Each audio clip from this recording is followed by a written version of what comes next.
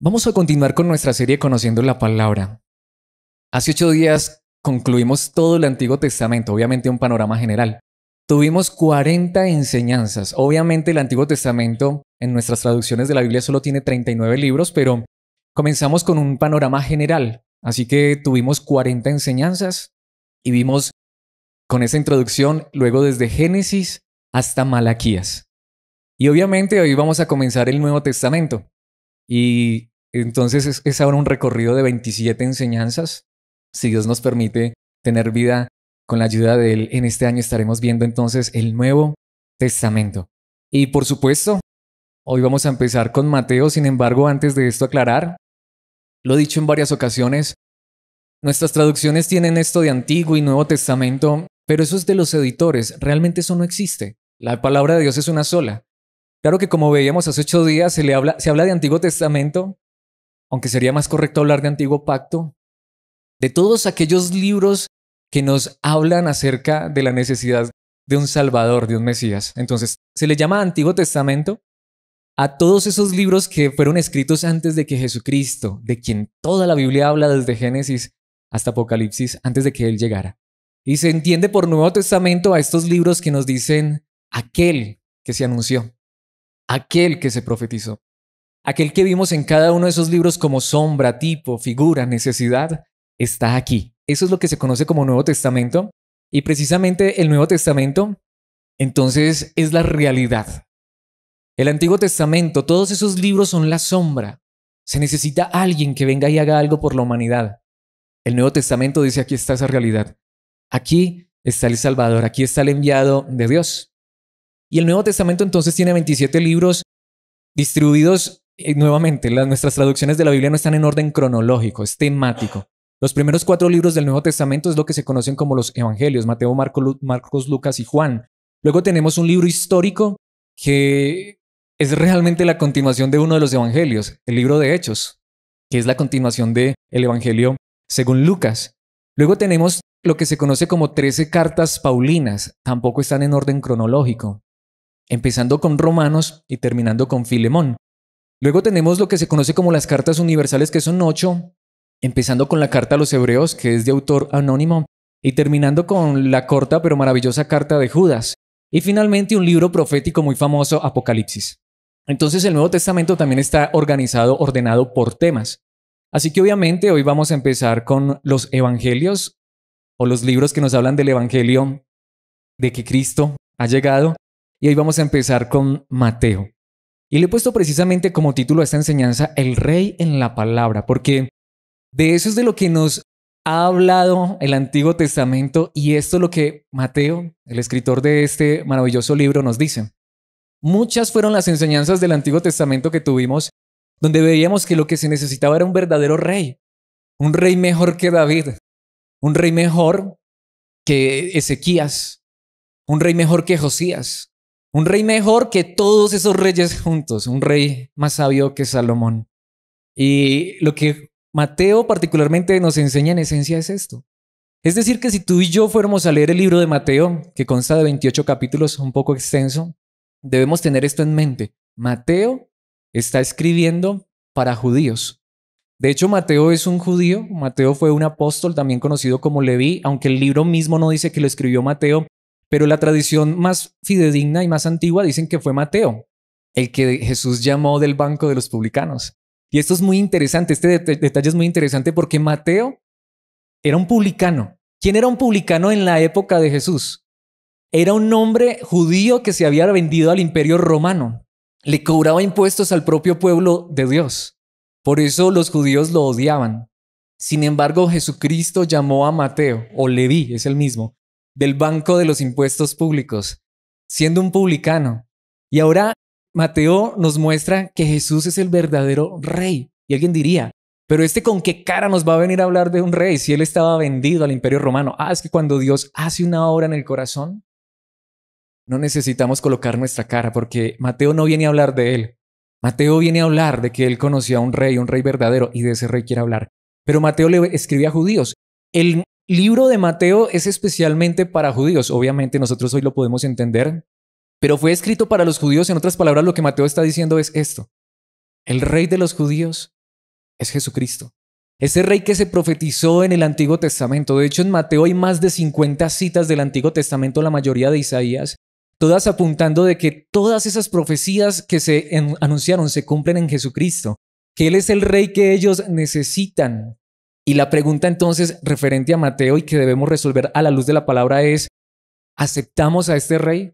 ¿Aceptamos que Jesús es el rey enviado por Dios, el verdadero rey que necesitamos? Pero imagínate que eres un judío, que estás bajo el imperio romano. No tenemos la fecha exacta en la que se escribe Mateo, pero es entendible que es antes del 70, porque en el 70 fue destruido Jerusalén y aquí no se habla nada de ello. Algunos dicen que pudo haber sido en la década de los 50 o de los 60, pero aquí es donde está el punto. Aquí lo que él está preguntando es, ¿van a aceptar a este rey o lo van a rechazar? Como los mismos que lo vieron en persona, lo rechazaron. Entonces ese es el punto, necesitamos un rey. Pero ¿qué clase de rey? Y eso es lo que quiero que veamos en este maravilloso libro de Mateo. Y vamos a verlo en 5 puntos, un panorama general. Es un libro muy extenso, pero mis hermanos, es una verdad preciosa. Precisamente el primer punto que quiero que veamos es que Jesús es el verdadero rey que necesitamos por el nacimiento del rey. Mateo empieza diciendo, el rey ha nacido. ¿Cómo fue el nacimiento del rey, de nuestro rey? Detalle interesante, antes de ir directamente a los 2 primeros capítulos y ver unos cuantos versículos. Mateo no habla del pesebre. Mateo no habla del pesebre, no lo menciona, porque esto no es importante para los judíos. El que habla del pesebre es Lucas. Si Dios nos presta vida, lo veremos dentro de 20 días.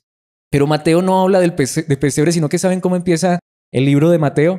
Precisamente veamos el primer capítulo, primer versículo. ¿Cómo empieza este libro? Mateo empieza diciendo esto. El siguiente es un registro de los antepasados de Jesús, el Mesías, o el Cristo, o el Salvador. Es lo que significa esa palabra Mesías. Descendiente de David y de Abraham. Empieza con algo que se llama una genealogía. Ahora, para ti, para mí, leemos el primer capítulo de Mateo y decimos qué pereza. Son nombres, nombres, nombres, nombres. Ah, pero si tú fueras judío, si yo fuera judío, esto era muy importante. Porque ellos esperaban un rey. Y ellos esperaban que ese rey descendiera del linaje de David. De hecho, ese primer versículo es tan importante. Uno lo lee así a la ligera, pero aquí hay un problema que nos confronta. ¿Por qué Mateo dice que Jesús desciende de David y Abraham? Eso no tiene lógica. ¿Por qué? Porque si tú y yo conocemos un poquitico de Biblia, ¿quién fue primero, David o Abraham? Abraham, aproximadamente unos 650 años antes de David. Es decir, Abraham es el tatarabuelo de David, pero aquí dice que es hijo de David o descendiente de David y de Abraham. ¿Por qué Mateo coloca a David primero? Porque el énfasis de Mateo es que Jesús es aquel que se le prometió a David, que un hijo de él se sentaría en el trono para siempre. Y como eso es lo más importante, aún deja en segundo lugar a Abraham, aunque por supuesto quiere enfatizar que desciende también de Abraham. Claro, y si empiezas a leer la genealogía, empieza desde Abraham hasta llegar a David, y para mostrar que Jesús desciende del linaje del rey David. Así que Mateo, en primer lugar, desde el principio dice, este es el rey, descendiente de David. Precisamente Mateo, cuando habla acerca del anunciamiento del nacimiento de Jesús, él cita literalmente Isaías capítulo 7, versículo 14 e Isaías capítulo 8, versículo 8 en Mateo 1, 23. Miren, la Virgen concebirá un niño, dará a luz un hijo y lo llamarán Emmanuel, que significa Dios está con nosotros. Ahora, ¿qué es lo que está haciendo David? Perdón, ¿qué es lo que está haciendo Mateo? ¿Qué está diciendo, mis hermanos? No solamente este niño desciende de Abraham, de los lomos de Abraham, quien es el padre de la nación de Israel, y no solamente él pasa por la línea de David, el rey de Israel, a quien se le prometió que un día un descendiente de él reinaría para siempre, sino que aparte de eso, este rey es Dios mismo, quien está con nosotros. Ahora, imaginémonos, esta es la introducción de Mateo. Imaginémonos que tú y yo somos judíos y empezamos a leer este libro. Decimos, ¿cómo? ¿Ya vino el descendiente del rey David? Pero aparte de esto, este es Emmanuel, Dios con nosotros. ¿Qué esperaríamos tú y yo? ¿Qué clase de rey esperaríamos? Tanto que Mateo es uno de los que enfatiza esta verdad. En el capítulo 2, versículo 2, él nos cuenta la historia, la famosa historia que nosotros conocemos como la de los Reyes Magos, aunque realmente son unos reyes de Oriente. Dice, ellos preguntaron, ¿dónde está el rey de los judíos que acaba de nacer? Vimos su estrella mientras salía y hemos venido a adorarlo. Mateo nos está diciendo que aún unas personas de tierras muy lejanas, unos reyes del Oriente, ni siquiera eran judíos, Cuando Jesús nació, vinieron a adorarlo y en la antigüedad eso era lo que hacían con los reyes, pero no cuando nacían. Cuando a alguien lo posesionaban rey, los reyes importantes de las otras naciones venían y le traían presentes al rey. Pero este rey, aún de naciones lejanas, vinieron a adorarlo desde el mismo momento en que nació. Y precisamente allí está. Y no solamente vinieron, como dijeron muchos, a traerle regalos, vinieron a adorarlo. Porque este es Emmanuel. Este es Dios mismo quien vino a ser el rey verdadero. Precisamente cuando llegaron a la casa. Detalle curioso. Los famosos Reyes Magos no llegaron al pesebre. Los famosos Reyes Magos, como los conocemos en nuestro contexto, llegaron fue a la casa. De hecho, se entiende que Jesús ya tenía, si no días, quizás hasta meses de nacido, cuando realmente llegaron estas personas.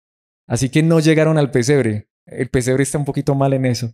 Pero dice Mateo 2:11, entraron en la casa y vieron al niño con su madre. No fue en el pesebre, María. Y se inclinaron y lo adoraron. Luego abrieron sus cofres de tesoro y le dieron regalos de oro, incienso y mirra. Lo que se hacía en la antigüedad con los reyes. Pero a este rey lo están sirviendo y lo están adorando desde su nacimiento. Así que en primer lugar lo que Mateo nos muestra, y lo que digo no mostró el pesebre, lo que nos muestra es, ha nacido el rey. Ha nacido el rey. Pero la pregunta es, ¿pero este es el rey que necesitamos? Una vez más, ¿qué esperarían los judíos cuando llegara este rey? En segundo lugar, quiero que veamos, Jesús es el verdadero rey que necesitamos por la enseñanza del rey. Y aquí es donde las cosas se empiezan a complicar un poco.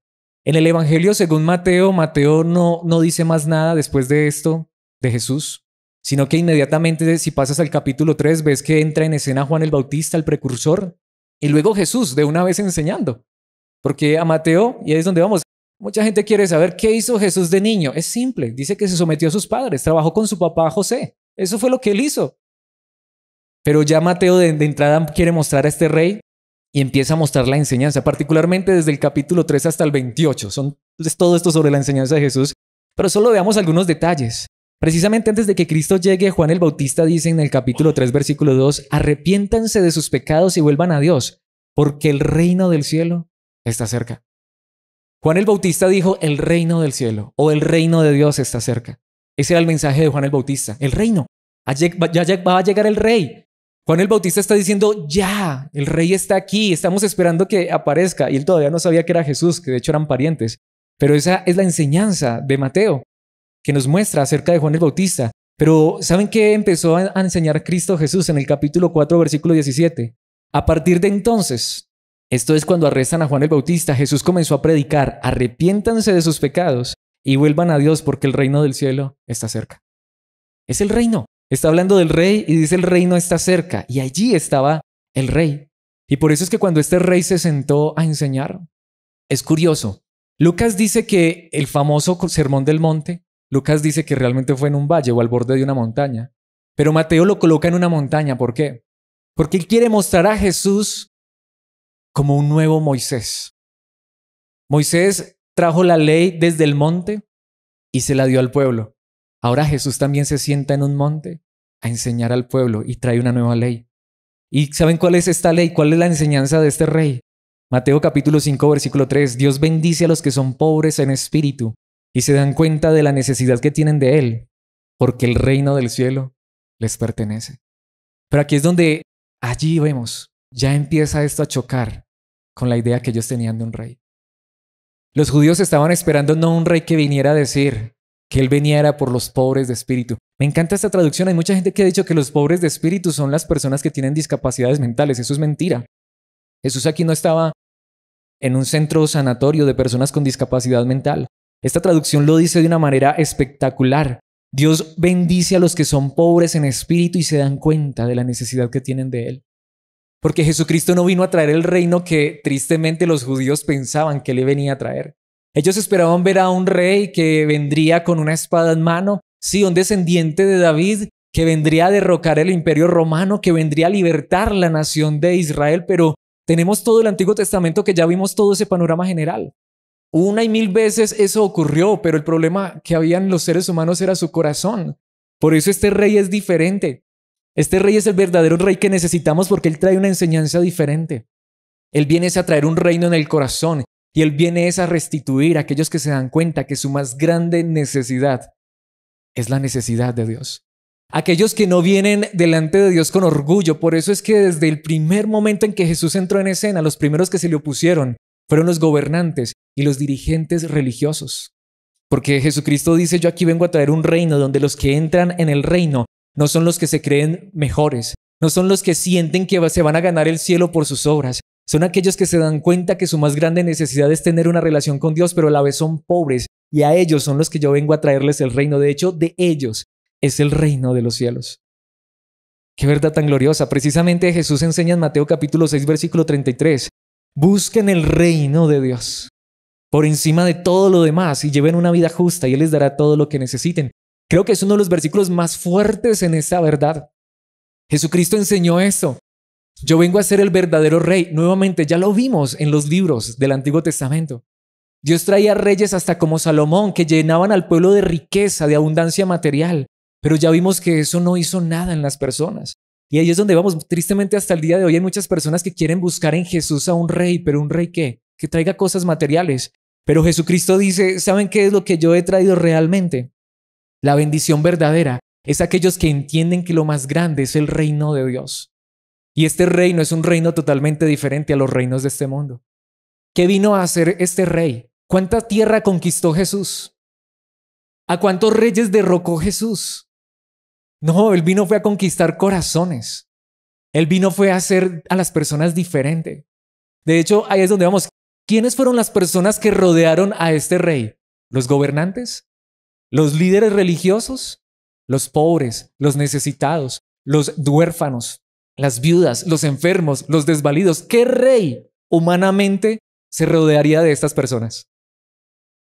Imagínense un rey reclutando un ejército con cojos, paralíticos, sordos, ciegos. Pero a eso fue lo que vino este rey. No vino por los que se creen fuertes. Él no vino con una espada en mano. Él vino tierno y humilde, y su enseñanza era esta.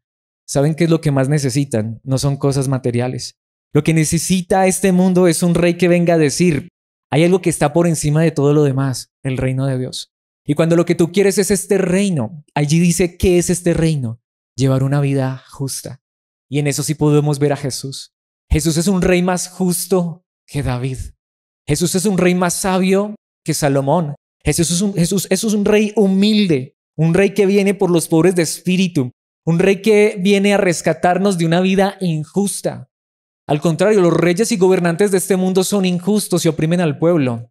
Pero Él vino a mostrarles al pueblo que lo que necesitan no es un nuevo rey humano. Lo que necesitan es alguien que venga y gobierne sus corazones y cambie a las personas de injustas a personas que quieren practicar la justicia. Personas que quieren ser conformadas a esa verdad. Y este rey dice: y si esa es tu prioridad y si entiendes que este es el reino que yo traigo a tu vida, sabes, de lo demás me encargo también yo.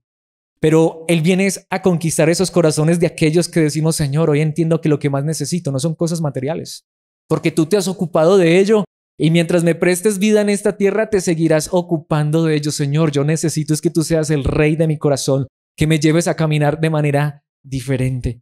Esa era la enseñanza de este rey. Precisamente en Mateo capítulo 10, versículo 7, cuando Jesús manda a sus discípulos a que enseñen, dice: vaya y anúncienles que el reino del cielo está cerca. Pero no es el reino de este mundo, sino el reino del cielo, el reino de Dios. Precisamente en Mateo capítulo 11, versículo 11, Jesús dice: les digo la verdad, de todos los que han vivido, nadie es superior a Juan el Bautista. Sin embargo, hasta la persona más insignificante en el reino del cielo es superior a él. Las personas veían a Juan el Bautista y le estaban preguntando a Jesús: él era el Elías que había de venir. Es decir, se entiende que Jesucristo dice: miren, desde Juan el Bautista hacia atrás, nadie tan importante como Juan el Bautista. Lo que Jesús está diciendo: pero hay algo más grande aquí, o hay alguien más grande aquí, alguien que ha traído el reino del cielo. Y si tú entras en este reino, pero lo que vimos, un reino de amor, de paz, de justicia, de santidad, de misericordia, de gracia, porque esto fue lo que trajo este rey. ¿Sabes una cosa? En el reino del cielo, el más pequeñito es más grande que Juan el Bautista. Y pensemos en Juan el Bautista. En el capítulo 13 habla un poco de él. ¿Qué tenía Juan el Bautista? Nada. Vivía en el desierto. ¿De qué se alimentaba? ¿Saben que Juan el Bautista descendía de sacerdotes? El padre de Juan el Bautista, ¿quién era? Zacarías, un sacerdote que servía en el templo. ¿Qué debería estar haciendo Juan el Bautista? Sirviendo en el templo, pero sabes, va en contra de la religión. Se viste con un cinto de cuero de piel de ¿qué? Camello, un animal inmundo.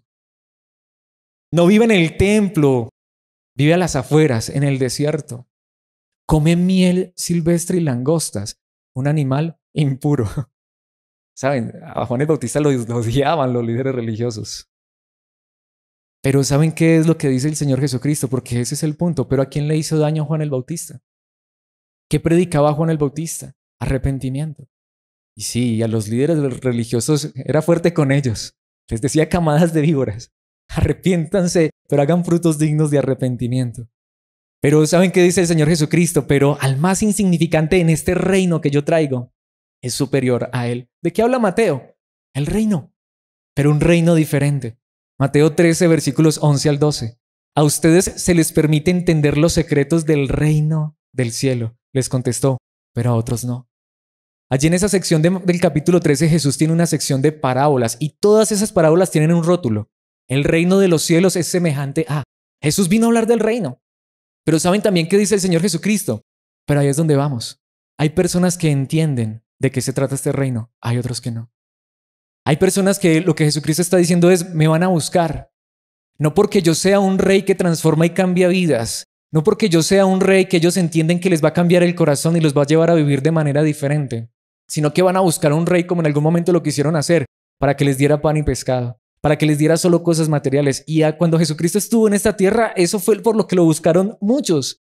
Sin embargo, ¿saben qué dice? Me encanta el versículo 12. A los que escuchan mis enseñanzas se les dará más comprensión y tendrán conocimiento en abundancia, pero los que no escuchan se les quitará aún lo poco que entiendan. Esa traducción es tan espectacular, tan genial, porque este versículo ha sido tan sacado de contexto, quizás nos lo sabemos en Reina Valera. Al que tiene se le dará aún más, y al que no tiene, aún lo que tiene le será quitado. ¿Para qué usan ese versículo? Para pedir cosas materiales. Jesucristo ahí no estaba hablando de cosas materiales porque no vino a traer un reino material. Precisamente ahí él está hablando de eso.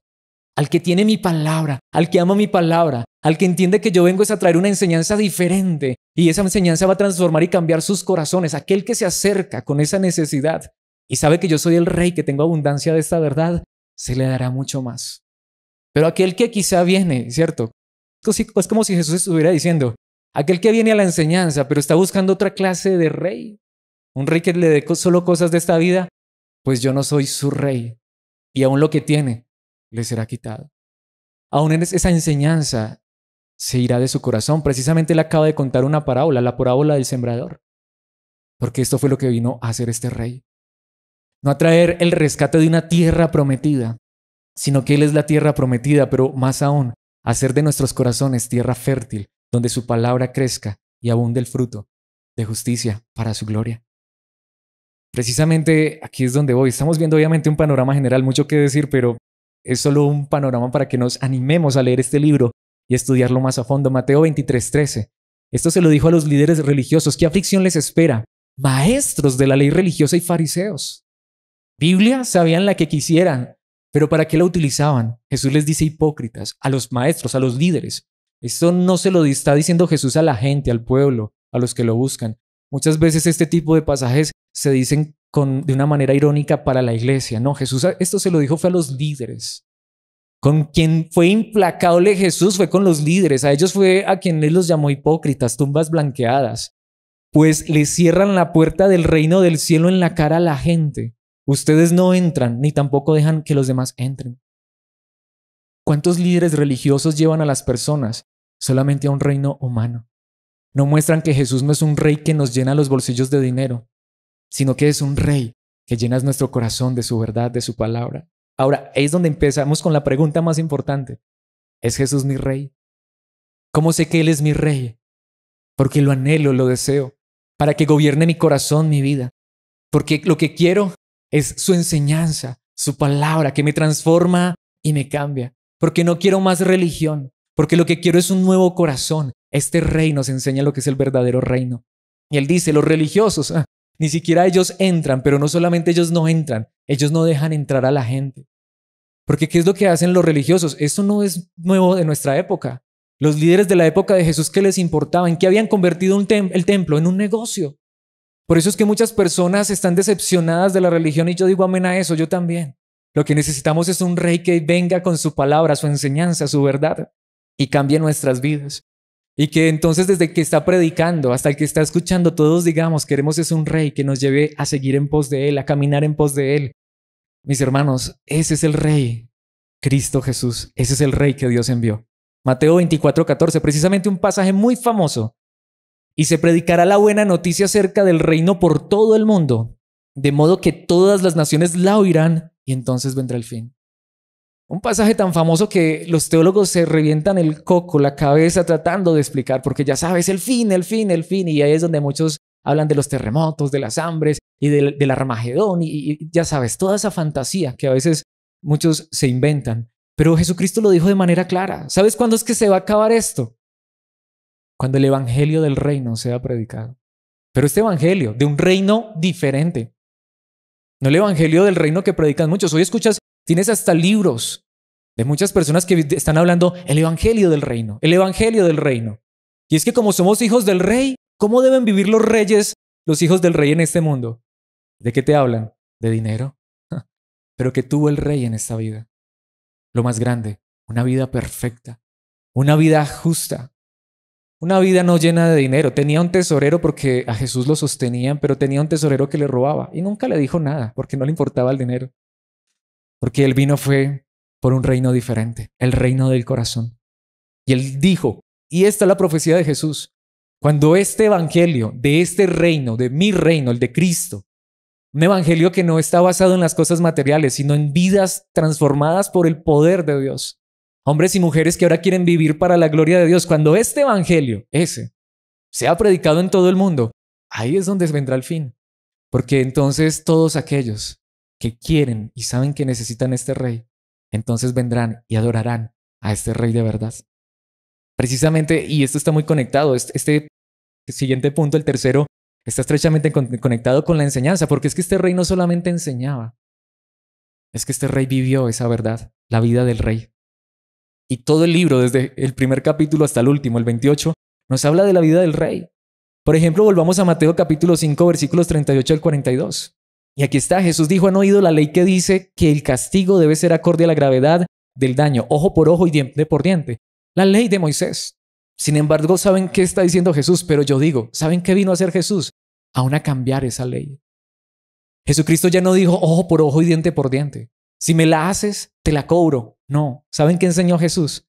No resistas a la persona mala. Si alguien te da una bofetada en la mejilla derecha, ofrécele también la otra mejilla. Pero esta es la pregunta. ¿Pero fueron solo palabras? ¿Fueron solo enseñanzas? ¿Qué pasó con las mejillas de este rey? Se las puñetearon, le arrancaron su barba.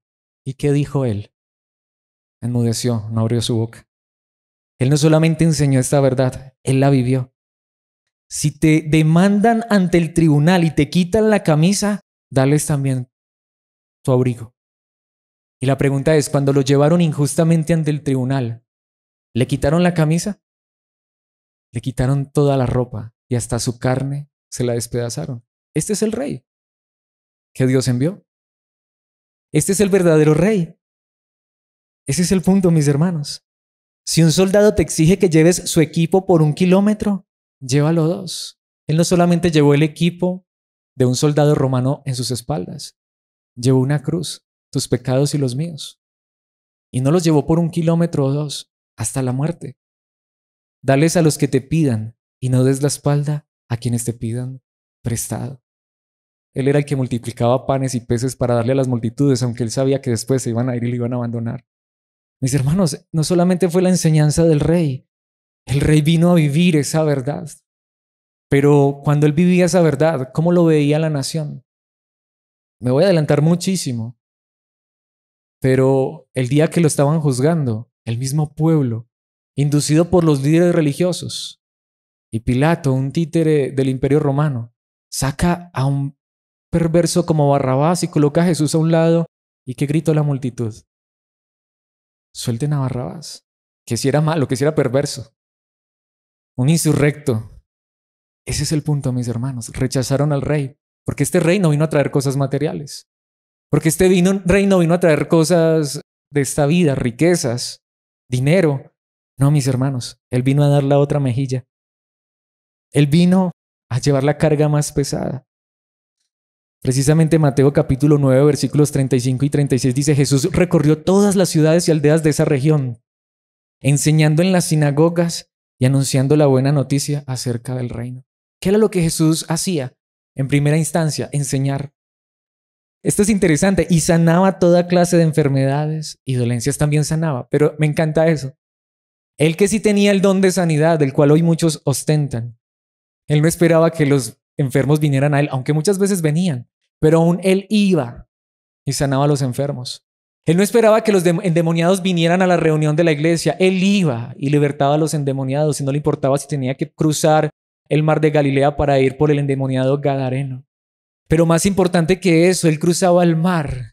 Él iba desde Judea hasta Galilea, pasando aún por Samaria, llevando la buena noticia del reino de Dios, un reino diferente. Cuando vio a las multitudes, les tuvo compasión porque estaban confundidas y desamparadas como ovejas sin pastor. Esta es la clase de rey que Dios envió. Un rey que se compadecía de los desvalidos. Un rey que tendía la mano al que estaba caído. Un rey que venía a traer en una noticia de que hay un reino diferente. No un reino de este mundo, sino un reino de Dios, un reino del cielo. Precisamente cuando Jesús envió, volvamos al capítulo 10, cuando él envía a los apóstoles, o a los 70 o a 72, dependiendo de la traducción que tengas, dice que Jesucristo dio estas palabras: sanen a los enfermos, resuciten a los muertos, curen a los que tienen lepra y expulsen a los demonios, den tan gratuitamente como han recibido. Este rey no vino a cobrar, al contrario, él vino a entregarse, vino a dar. Es gratuito, no es por dinero, porque él no vino a traer dinero ni vino a pedir dinero. Él vino fue a traer verdadera sanidad. Él vino fue a traer verdadera libertad y le dio poder a sus discípulos, pero les dijo: pero no vayan a cobrar ni un solo centavo por eso. La pregunta es: ¿qué hemos hecho entonces con este rey? Lo hemos convertido en dinero, lo hemos convertido en cosas materiales. Pero me encanta eso, den tan gratuitamente como han recibido. ¿Cómo es la traducción literal, Reina Valera? Den de gracia lo que recibieron de gracia. Pero esta traducción es mucho más contemporánea, más clara. Den tan gratuitamente como han recibido. Mis hermanos, y hoy tenemos lugares donde te cobran por un milagro, te cobran por enseñarte la palabra, te cobran por mostrarte a este rey, hasta te amenazan: hay de ti si no das, hay de ti si no traes dinero. No, mis hermanos, esto tiene que ser gratis, porque esto fue lo que vino a traer este rey. La verdad del reino, pero este reino no se compra con dinero. Y cualquiera que tome este reino y lo convierta en dinero ya no tiene al rey verdadero, ya no tiene a Cristo Jesús. Pero la pregunta también es: ¿este es el rey que queremos? ¿Este es el rey que anhelamos? ¿Este es el rey que realmente nosotros entendemos que necesitamos? Un rey abundante, pero en gracia, en misericordia, en perdón. Un rey que en Mateo 18, versículo 22 le dijo a Pedro: no 7 veces respondió Jesús, sino 70 veces 7. Un rey que le enseñó a sus discípulos: no vas a perdonar 7 veces. Vas a perdonar siempre. El perdón no es opción cuando el Rey de la Gloria viene a reinar nuestro corazón. Este es el reino que trajo Jesús. Un reino donde si te ofenden 1000 veces al día, 1000 veces perdonas, porque ese es el rey que tenemos. Un rey que a la diestra del Padre perdona todos nuestros pecados y no toma en cuenta nuestras ofensas. Pero no solamente Él nos perdona, sino que Él murió por nuestros pecados en esa cruz para darnos otorgarnos un perdón perfecto y completo. Y eso fue lo que Él enseñó. Lo que este rey trajo fue un reino ¿de qué? De perdón, de misericordia, de gracia, de compasión, de humildad. Porque, mis hermanos, qué verdad tan preciosa aquí. Esto está conectado. Mateo 19:14. Pero Jesús les dijo: dejen que los niños vengan a mí, no los detengan, pues el reino del cielo pertenece a los que son como estos niños. Un rey que hasta los niños querían estar con él.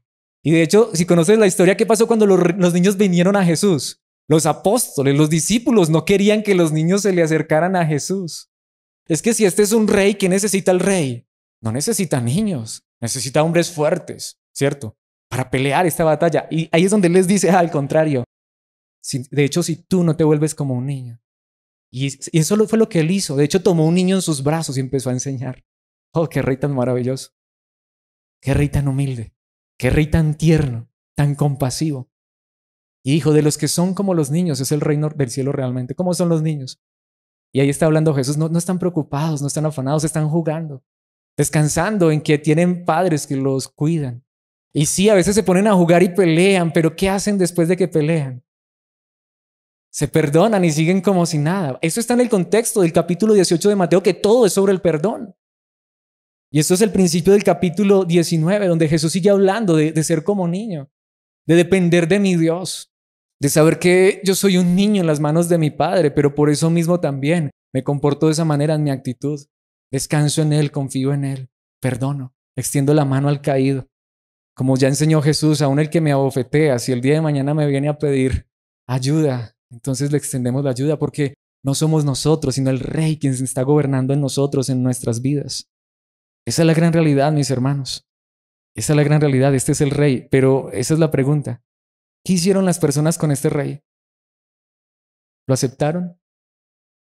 Nuestro cuarto punto. Jesús es el Rey verdadero, pero imagínate que tienes al Rey enfrente y sabes que lo mataron. La muerte del Rey, particularmente los capítulos 26 al 28. Y obviamente habría mucho que decir sobre la muerte del Rey. Pero ¿a qué vino ese Rey a este mundo? Él sabía lo que había venido. Él había venido a morir. No es un reino normal.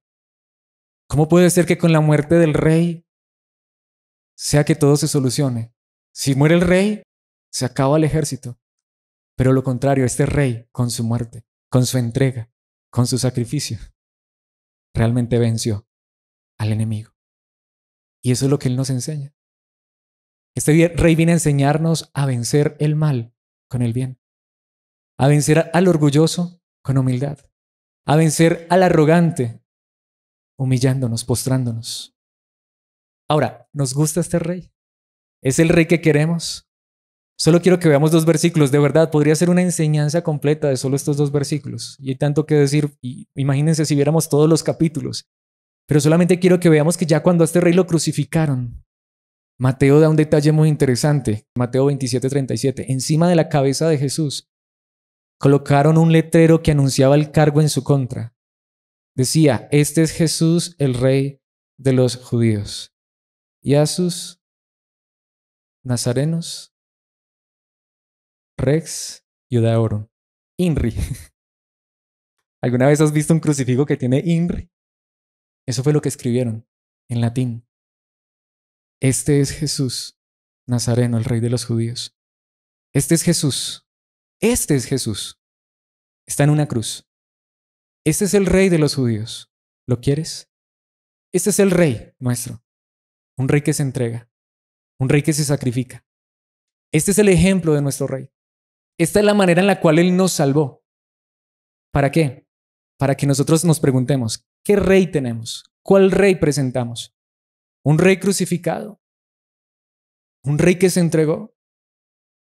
Precisamente en el capítulo 27, allí mismo está crucificado. Versículo 42. Este es el pueblo, esta es la nación, los líderes religiosos. ¿Saben qué decían cuando lo vieron así? Salvó a otros, se mofaban.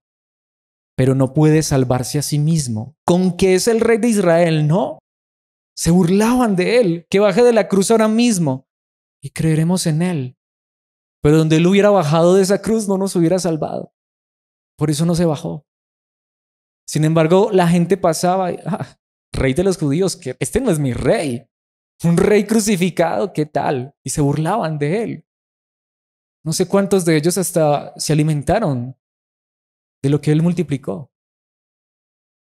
No sé cuántos de ellos hasta fueron sanados por Jesús. No sé cuántos de ellos escucharon las enseñanzas de Jesús, pero cuando lo vieron en esa cruz dijeron, este no es nuestro Rey, que Rey de los judíos ni que nada. No lo dice Mateo, pero hasta los judíos se ofendieron tanto al ver ese título que fueron y le reclamaron a Pilato, ¿por qué pusiste ese título? Pero ese es el Rey. Ese es el Rey de los judíos. Ese es nuestro Rey. Salvó a otros, se mofaban, pero no puede salvarse a sí mismo. Claro que podía salvarse a sí mismo, pero lo que ellos no podían entender es que este rey venía a traer un reino diferente, un reino de entrega y de sacrificio. Ese es el reino que yo quiero para mi vida, porque si quiero a Jesús como rey, ese es el reino que Él va a traer a mi vida. Precisamente, mis hermanos, ¿qué dice allí en esa parte final del versículo? Que baje de la cruz ahora mismo y creeremos en Él. ¿Ustedes creen que si Jesús se hubiera bajado de la cruz, realmente hubieran creído en Él? Ahora, ¿y si Jesús se hubiera bajado de la cruz, a qué se hubiera bajado? Cuando Él estaba ya era muriendo por nuestros pecados. Para que todo el que crea en Él reciba un reino inconmovible, no en esta tierra, sino en la eternidad. Para que todo el que crea en Él reciba perdón, misericordia, gracia. De hecho, si hubiera bajado de esa cruz, no podíamos creer en Él. Es porque Él permaneció en esa cruz y derramó hasta la última gota de su sangre que tú y yo hoy creemos en Él, en nuestro Rey, Salvador, Mesías, el Cristo, que se entregó por nosotros. ¿Qué tal si le hubiera hecho caso a los que le gritaban eso? ¿Qué tal si hubiera hecho caso y hubiera traído mejor una espada? No se daban cuenta que más que el imperio de romanos ser derrocado, ellos mismos serían ajusticiados. Pero Él no bajó de la cruz, porque precisamente de esa manera era que el Rey estaba librando la batalla más grande, la batalla por nuestras almas. Y por eso es que hoy adoramos a este Rey. Pero la pregunta ¿es el Rey que queremos? Y después de que pasó todo esto, es interesante. ¿Saben cómo concluye el Evangelio según Mateo? Y aquí quiero aclararlo. El Evangelio según Mateo no concluye con la promesa de que Jesús regresa. No concluye así.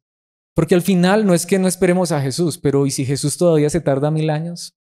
¿Para qué estamos tú y yo en esta tierra si Jesucristo es nuestro Rey? En último lugar, los últimos 3 versículos del capítulo 28, el mandato del Rey. Si Jesús es mi Rey, Él me salvó. Él murió en esa cruz para limpiar todos mis pecados y para llevarme al reino de los cielos y para decir que Él es mi Rey y que Él me lleva seguro a la eternidad. Pero este Rey en Mateo, lo último que dice, antes de ascender al cielo, sí, es un mandato. Mateo 28, 18 al 20. Jesús se acercó y dijo a sus discípulos, Él ha resucitado y va a ascender a los cielos. Pero ¿qué dijo Jesús? Se me ha dado toda autoridad en el cielo y en la tierra. Si Jesús es nuestro Rey, mis hermanos, Él es el verdadero Rey. No hay otro. Él es el Rey verdadero. Y la autoridad de Jesús no solamente es en la tierra, en el cielo. Donde quiera que haya un trono, donde quiera que haya gobiernos, Jesús es el Rey soberano. Él es el que tiene toda la autoridad. Esa es la pregunta, ¿es este nuestro Rey? ¿Pero qué dijo este Rey? Versículo 19, por lo tanto, ya que se me ha dado toda la autoridad en el cielo y en la tierra, vayan y hagan discípulos de todas las naciones. Vayan y enseñen este reino, porque cuando este reino sea predicado hasta el fin hasta los confines de la tierra, entonces vendrá el fin. Vayan y hablen de mi reinado. Hagan discípulos, hagan seguidores míos de Jesús. Hoy la mayoría quieren hacer seguidores de una religión, de un movimiento. No, mis hermanos, sigamos a Jesús. Digámosle, sé mi Rey, sé mi Dios, sé mi Señor, sé mi Salvador, dirige mi vida. ¿Cómo sé que Él me está dirigiendo? No porque me está llenando los bolsillos de dinero, sino porque está llenando mi corazón de su palabra, de su verdad. Me está conformando a su imagen. Me importa menos lo de esta vida. Me importa más su reino y su justicia. Me importa menos el vestido y el alimento. Me importa más el alimento que sacia mi alma. Mis hermanos, ¿saben qué dice? Vayan y hagan discípulos de todas las naciones. Me encanta eso. Aunque es un libro para los judíos, al final este no es solamente Jesús el Rey de los judíos. Este es Jesús el Rey de las naciones. ¿Pero qué dice? Bautizándolos en el nombre del Padre y del Hijo y del Espíritu Santo. Sumérjanlos en la verdad del Padre. ¿Cómo es nuestro Padre? Tierno, compasivo, misericordioso. ¿Cómo es este Hijo? ¿Cómo es el Hijo? El Rey, el heredero de la eternidad.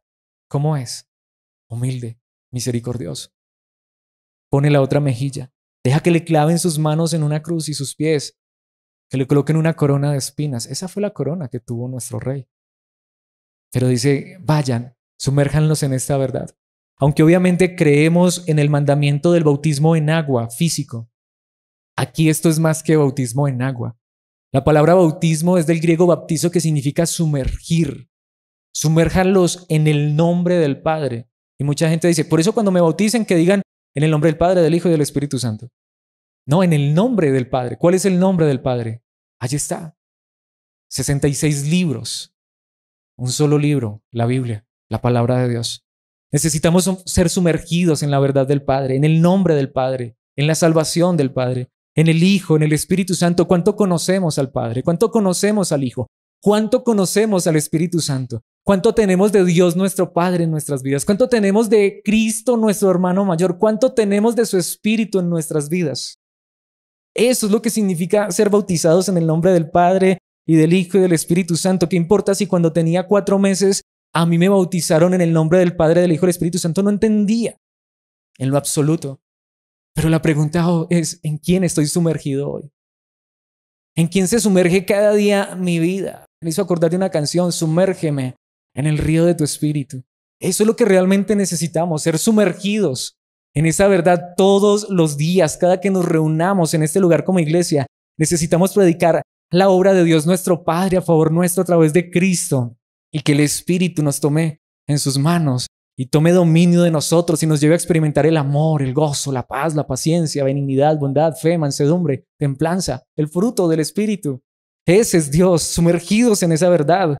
Enseñen a los nuevos discípulos a obedecer todos los mandatos que les he dado.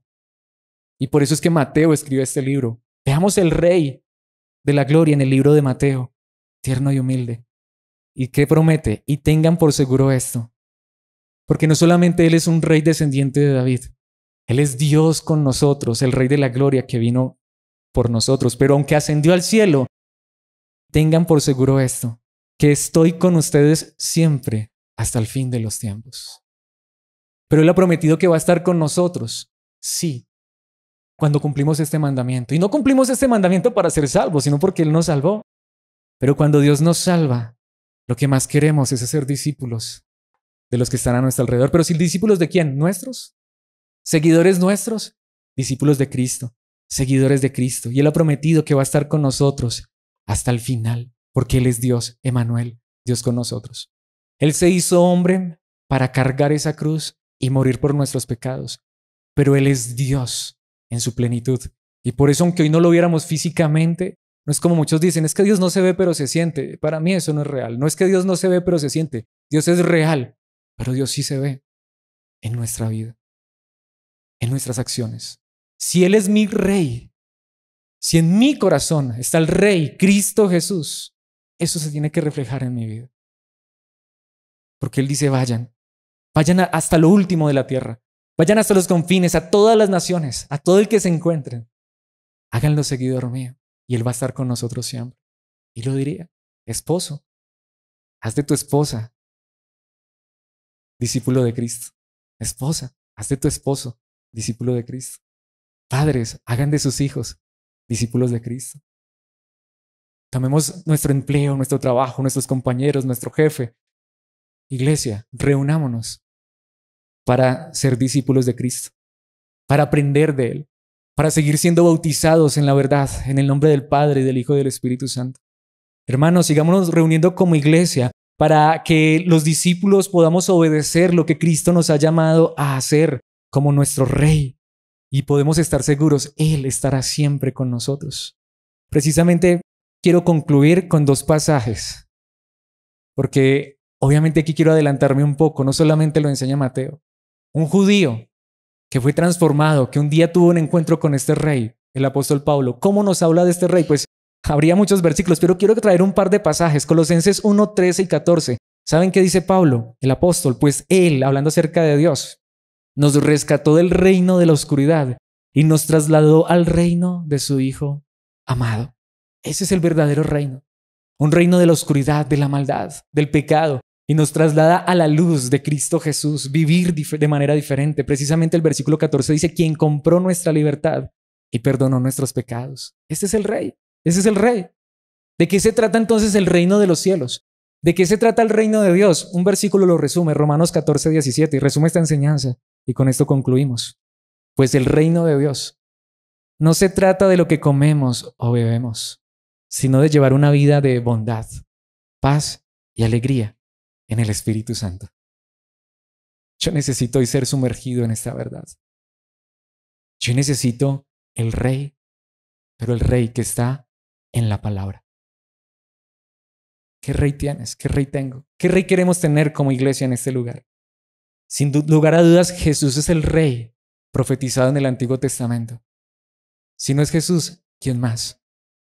Pero quiero a este Rey. Él es mi Rey. Y si es mi Rey, quiero que Él gobierne más hoy mi vida y mi corazón. Yo quiero decirte, si Jesús no es tu Rey, lo necesitas. Necesitas a este Rey en tu corazón. Si Jesús es nuestro Rey, lo necesitamos todos los días. Pero es lo que Él prometió, que estaría con nosotros todos los días hasta el final. Por eso quisiera que termináramos orando diciéndole, Cristo, sé nuestro Rey hoy y siempre. Padre nuestro que estás en los cielos, gracias por enviarnos a tu Hijo, el Rey verdadero. Padre, por favor, que este Rey, tu Hijo, sea real en nuestros corazones, en nuestras vidas. Cristo, por favor, en esta hora oramos a ti y te pedimos que envíes tu Espíritu para que esto sea real en nosotros.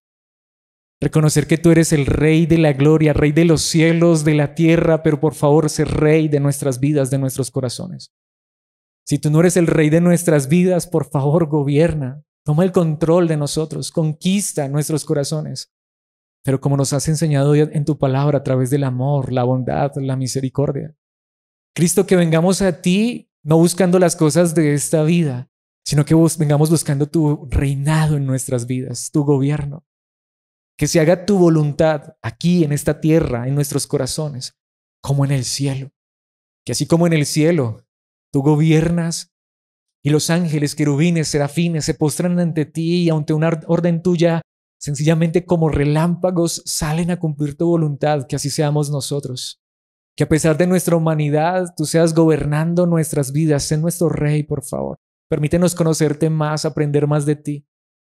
Padre, por favor, que cuantas veces nos permitas reunirnos en este lugar y compartir con nuestros hermanos, que pidamos en oración, venga tu reino, gobierna nuestras vidas, que podamos compartir con otros el mensaje del reino, el evangelio del reino, que podamos mostrar tu reinado no solamente con palabras, sino también en acciones, que en nuestras propias vidas veamos que tú eres el que estás gobernando cada paso que damos en esta tierra mientras llegamos allí a la gloria, a sentarnos a tu lado para gobernar para siempre, pero que aún en esta tierra tu verdad se refleje en nosotros, que podamos ser tiernos y humildes como tú, que podamos ver cómo aún un niño se puede acercar a nosotros, que podamos nosotros perdonar no solo 7 veces, sino 70 veces 7, es decir, siempre, que sigamos tus pisadas.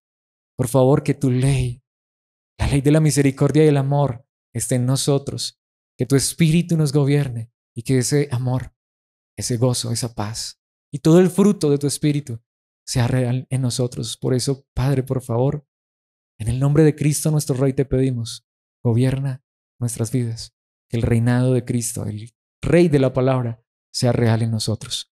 Amén y amén.